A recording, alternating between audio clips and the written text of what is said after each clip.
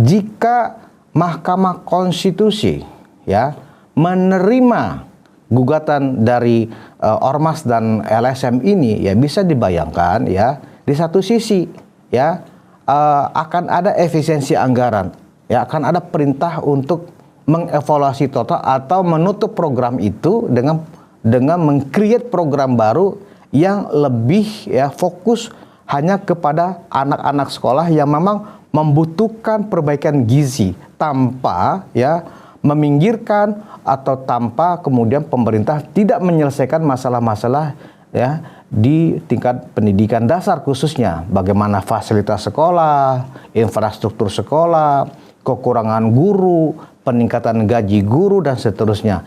Ini sebenarnya harus berbarengan, harus paralel. Nah, ini mungkin masukan yang harus kita sampaikan juga kepada pemerintah ya. Apabila sekarang misalnya akibat demo-demo dari mahasiswa, untuk sementara program makan bergizi gratis ini di stop berkebetulan karena ya anak-anak sedang libur sekolah ya, karena mereka habis ujian. Nah, penghentian sementara ini mungkin hanya berjalan antara 2 sampai 3 minggu. Pertanyaannya adalah, apakah cukup waktu bagi pemerintah 2 sampai 3 minggu merapikan seluruh tata kelola yang bermasalah ini? Ya, manakala dianggap itu tidak cukup karena begitu kompleksnya, begitu luasnya span of control dari makan bergizi gratis ini, ya, apakah sebegitu hebatnya para pemangku kepentingan di Badan Gizi Nasional ya untuk merapikan ya tata kelola dan implementasi dari makan bergizi gratis? Ini yang mungkin saya juga tidak yakin apakah hanya adalah waktu kurang dari 1 bulan misalnya ya, akan ada perbaikan-perbaikan ya yang ditunjukkan oleh Badan Gizi Nasional terkait implementasi dari program makan bergizi gratis ini. Dan tentu Pak Presiden ya tidak mau mengambil risiko, ya dikeluarkanlah amnesti misalnya. Tetapi apabila amnesti pengampunan ya yang menjadi memang kewenangan ya yang sifatnya otoritatif ya dari presiden itu diberikan kepada para terpidana ya, yang semestinya orang yang sudah divonis berarti kan sudah terpidana. Nah, ketika itu diberikan amnesti, apakah situasi menjadi selesai? Kita melihat memang arah menuju pemberian amnesti itu bisa saja. Buktinya sebelumnya ya Presiden Prabowo sudah memberikan amnesti kepada kasus Bambang Tri dan kasus Gus Nur yang juga kasusnya mirip dengan kasus Roy Suryo. Ini adalah pemfitnahan, pencemaran nama baik Pak Jokowi dengan tuduhan ijazah palsu. Ya, mereka secara rombongan termasuk Bambang Tri dan Gus Nur bebas dari hukumannya, walaupun dia masih punya masa kurungannya masih berjalan sekitar 2 sampai 5 tahun ke belakang. Nah, ini yang kita khawatirkan ya, yang perlu kita hitung, yang perlu kita waspadai dalam waktu beberapa bulan ke belakang. Nah, tentu ini ada semacam semua pihak dari kubu misalnya Pak Jokowi dengan para relawannya ya perlu mencermati ini dengan baik. Nah, tentu ada asumsi-asumsi yang harus dibangun. Jika misalnya amnesti diberikan atau pengampunan diberikan oleh presiden, harus ada semacam perjanjian misalnya, ya. Baik conditionnya seperti apa? Misalnya, oke, diberikan pengampunan tapi tidak ada lagi setelah ini kalian bicara tentang ijazah palsu Pak Jokowi. Manakala di antara kalian yang sudah diberikan amnesti ini masih mengulangi perbuatannya, akan langsung diambil dan langsung dimasukkan ke penjara. Artinya amnestinya dicabut.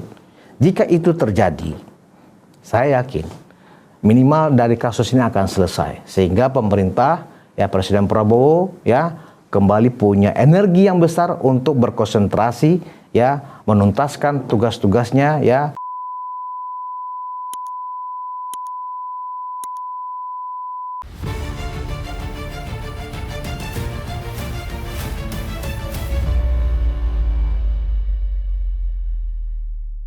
Iya, pemerintah butuh stabilitas politik di dalam negeri karena lagi banyak tantangan dari dunia global, tekanan ekonomi.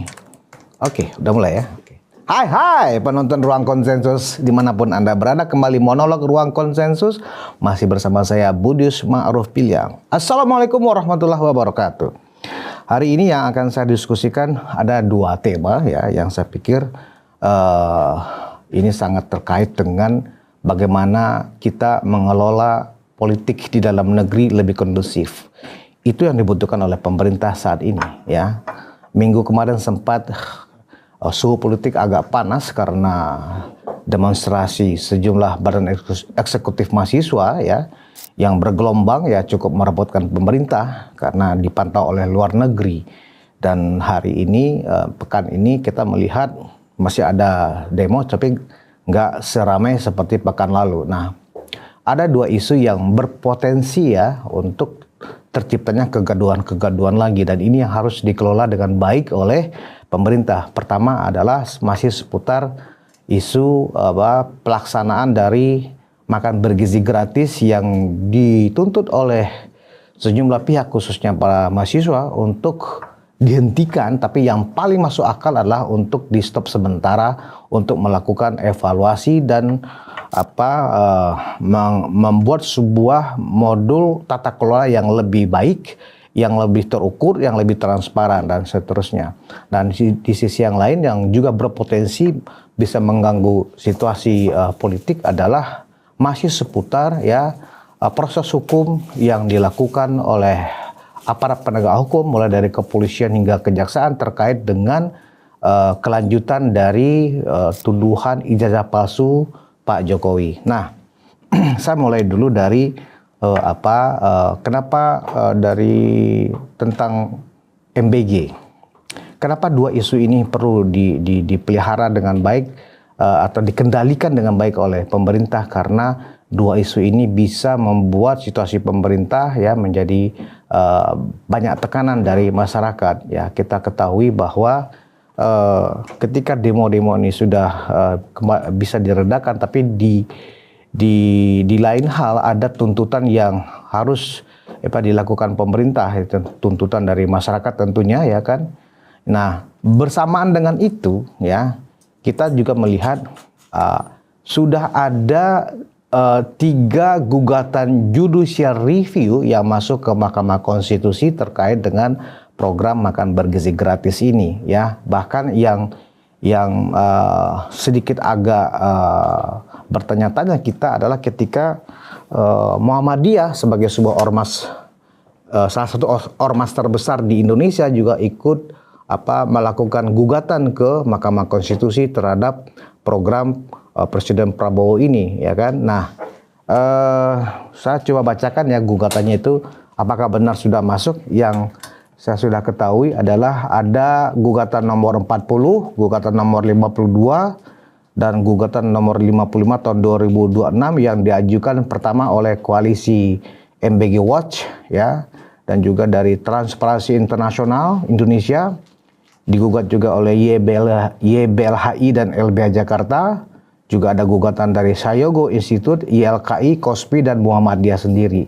Nah, ini bukan hal yang sepele tentunya kalau kemudian ini dikabulkan oleh Mahkamah Konstitusi ya. Nah, mari kita lihat apa yang mendasari ya sejumlah ormas ini atau LSM ini yaitu NGO ini kemudian melakukan judicial review ke Mahkamah Konstitusi terkait dengan implementasi dari program makan bergizi gratis.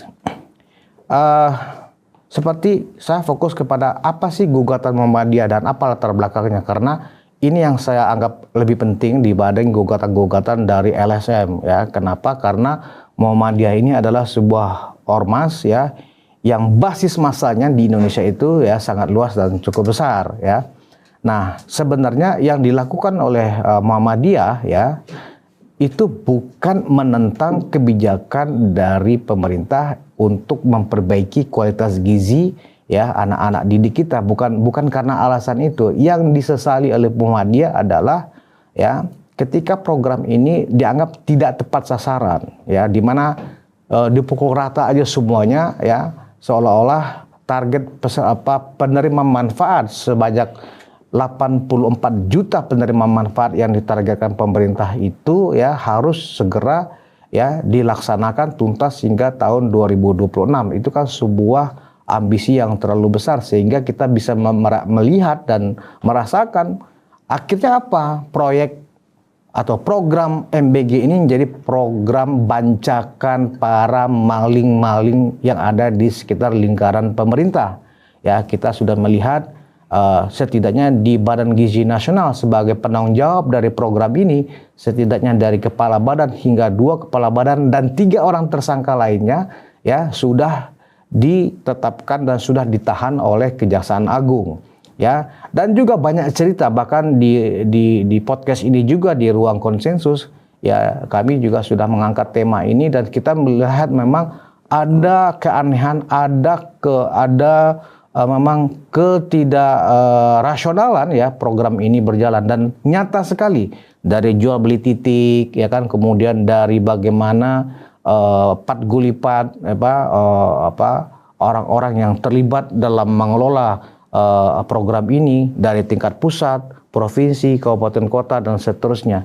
Padahal sesungguhnya kalau ini disederhanakan ya dengan ide awalnya, yang ide awalnya ini adalah disampaikan oleh Presiden Jokowi ya di akhir masa jabatan beliau ya, yang diprioritaskan oleh Pak Jokowi pada saat itu adalah penerima manfaat dari program makan bergizi gratis ini adalah daerah 3T, daerah termiskin, terluar, dan apalagi satunya ya, termiskin, terluar, dan terjauh apa ya. Nah, daerah 3T lah pokoknya. Artinya daerah yang memang butuh dukungan pemerintah untuk anak-anak sekolah dari PAUD mungkin, dari SD, SMP, dan SMA ya, yang lebih difokuskan ke situ karena memang mereka karena kondisi keluarga orang tuanya yang tidak mampu memenuhi kebutuhan gizi anak-anak mereka yang sedang usia sekolah. Nah, ketika ini dipukul rata menjadi seluruh peserta didik ya, dengan target penerima manfaatnya sebesar 84 juta penerima manfaat, ini kemudian menjadi sebuah program yang menelan anggaran APBN luar biasa besar. Bahkan untuk tahun 2026 ini aja ya lebih kurang anggarannya disiapkan antara 250 triliun hingga 350 triliun rupiah ya. Nah, ini benar-benar menjadi sesuatu yang luar biasa. Belum pernah ada satu program baru ya dari pemerintah yang begitu besar menelan anggaran pembangunan. Nah, sementara Muhammadiyah melihat apakah masalah pemenuhan gizi anak-anak sekolah ini ya lebih urgent dan lebih penting dibanding bagaimana pemerintah memperbaiki kualitas sekolah misalnya. Ya, banyak sekali laporan ya di seluruh Indonesia ya, di mana di desa-desa, apalagi di desa terpencil misalnya, kualitas sekolah mereka sangat jauh dari memadai. Bahkan tidak jarang kita melihat banyak sekolah yang roboh karena angin, ya, sekolah yang atapnya bocor karena hujan, ya, kekurangan bangku, masalah gaji honorer, kekurangan guru honorer dan seterusnya. Masih banyak persoalan-persoalan di sekitar pendidikan ya, yang kalau sebagian dari dana MBG ini dikembalikan untuk memperbaiki kualitas pendidikan, itu dianggap Muhammadiyah akan lebih fair misalnya. Dan inilah sebenarnya ya yang perlu dipikirkan juga baik oleh pemerintah maupun oleh DPR. Apakah memang seurgent itu ya program makan bergizi gratis ini ya terus dilakukan oleh pemerintah. Nah, jika Mahkamah Konstitusi ya menerima gugatan dari Ormas dan LSM ini, ya bisa dibayangkan ya di satu sisi ya akan ada efisiensi anggaran, ya akan ada perintah untuk mengevaluasi total atau menutup program itu dengan meng-create program baru yang lebih ya fokus hanya kepada anak-anak sekolah yang memang membutuhkan perbaikan gizi tanpa ya meminggirkan atau tanpa kemudian pemerintah tidak menyelesaikan masalah-masalah ya di tingkat pendidikan dasar khususnya. Bagaimana fasilitas sekolah, infrastruktur sekolah, kekurangan guru, peningkatan gaji guru dan seterusnya. Ini sebenarnya harus berbarengan, harus paralel. Nah, ini mungkin masukan yang harus kita sampaikan juga kepada pemerintah ya. Apabila sekarang misalnya akibat demo-demo dari mahasiswa untuk sementara program makan bergizi gratis ini di stop berkebetulan karena ya anak-anak sedang libur sekolah ya karena mereka habis ujian. Nah, penghentian sementara ini mungkin hanya berjalan antara 2 sampai 3 minggu. Pertanyaannya adalah apakah cukup waktu bagi pemerintah 2 sampai 3 minggu merapikan seluruh tata kelola yang bermasalah ini, ya. Manakala dianggap itu tidak cukup karena begitu kompleksnya, begitu luasnya span of control dari makan bergizi gratis ini, ya. Apakah sebegitu hebatnya para pemangku kepentingan di Badan Gizi Nasional, ya, untuk merapikan ya tata kelola dan implementasi dari makan bergizi gratis. Ini yang mungkin saya juga tidak yakin apakah hanya adalah waktu kurang dari 1 bulan misalnya, ya akan ada perbaikan-perbaikan ya yang ditunjukkan oleh Badan Gizi Nasional terkait implementasi dari program makan bergizi gratis ini. Nah, jika kemudian misalnya ya Mahkamah Konstitusi sebaliknya menolak gugatan itu, ya setidaknya ini memantik kemudian ya gelombang demonstrasi akan lebih besar di bulan Juli nanti misalnya, ya Juli Agustus. Nah ini saya kaitkan dengan ya saya nggak tahu apakah itu ramalan ya atau itu memang by design, saya juga nggak paham tuh. Karena beberapa bulan yang lalu kita masih ingat betapa kita ditawarkan, bukan ditawarkan sih, kita disampaikan sebuah forecasting tentang situasi di dalam negeri akan ada chaos ya antara Juli dan Agustus ya. Chaos itu artinya adalah ada demonstrasi besar yang berlangsung secara serentak ya, masif, tidak hanya di Jakarta tapi di seluruh kota besar di Indonesia. Nah, apakah ini ada kaitannya? Apakah ini ada connectingnya dengan masalah program makan bergizi gratis yang dianggap jadi program bancaan para maling-maling berdasi yang ada di sekitar Presiden Prabowo? Kita juga nggak paham. Mudah-mudahan semuanya bisa terkendali dengan baik. Tetapi perlu diantisipasi dari sekarang, ya. Dan apakah ini akan diputuskan oleh hakim-hakim di Mahkamah Konstitusi? Ya, sepertinya memang hakim-hakim di Mahkamah Konstitusi tidak saja harus mengkaji secara mendalam ya dalil-dalil yang disampaikan oleh para penggugat ya terhadap program makan bergizi gratis ini.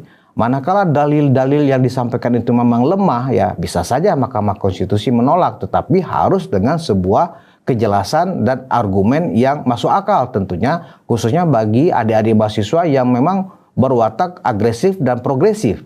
Nah, manakala ya gugatan ini ya diterima, ya tentu ya ada baiknya pemerintah ya perlu melakukan kajian ulang yang lebih bijaksana. Ya, saya menggunakan istilah bijaksana karena memang kita tidak punya acuan untuk bagaimana tata kelola dari makan bergizi gratis ini. Karena ini program pertama, belum ada acuannya. Kita belum pernah di pemerintahan sebelumnya punya program seperti ini.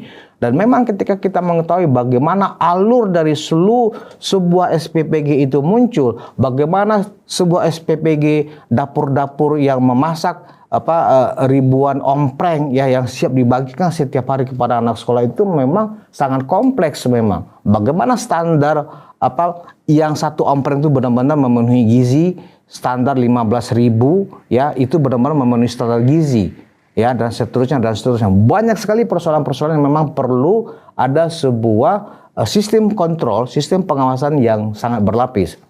Inilah kemudian yang dinilai oleh Muhammadiyah sebagai alasan untuk mereka ikut mengajukan gugatan judicial review ke Mahkamah Konstitusi terhadap apa yang menjadi program andalan dari Presiden Prabowo ini. Nah, ini memang berpotensi ya mendatangkan sebuah pilihan bagi mahasiswa jika tidak ada perbaikan, apalagi jika gugatan sejumlah NGO dan Muhammadiyah ditolak di Mahkamah Konstitusi. Tentu ada alasan bagi mereka untuk melakukan kembali ya aksi demonstrasi yang mungkin lebih masif dan mungkin ya lebih anarkis ya, kita nggak tahu ya.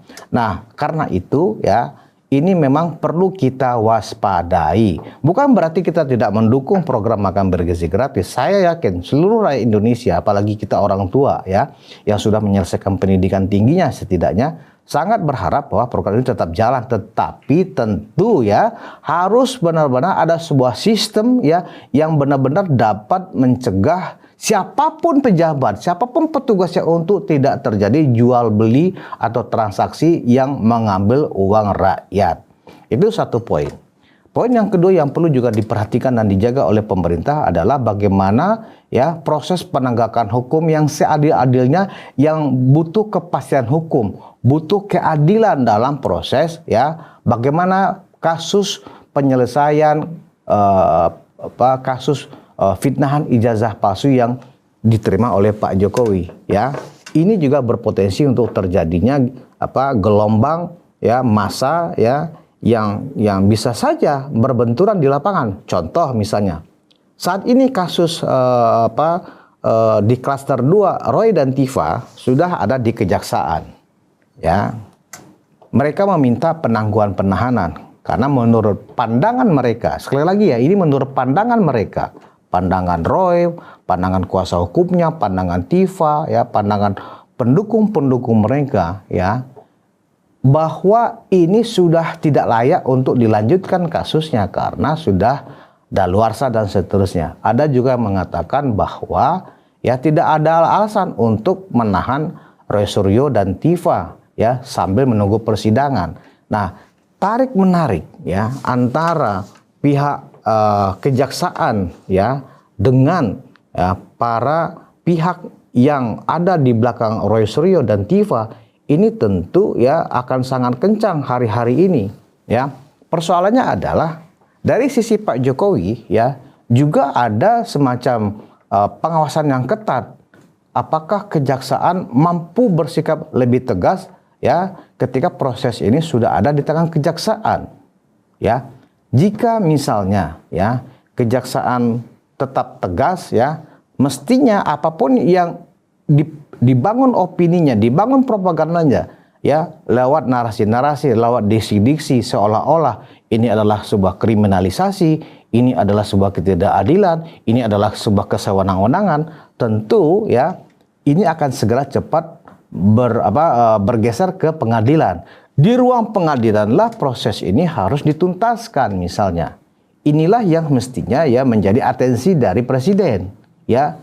Hingga hari ini ya kita belum mendengar sama sekali ada atensi dari presiden selaku kepala negara ya untuk mempercepat dan menuntaskan segera ya secara transparan, secara accountable ya bagaimana kasus ini segera selesai di tingkat pengadilan pertama setidaknya. Ya, jika misalnya presiden memanggil Kapolri, memanggil Jaksa Agung ya dan memerintahkan kepada kedua pejabat yang berurusan dengan penegakan hukum ini bersikap tegas, saya yakin prosesnya akan cepat selesai.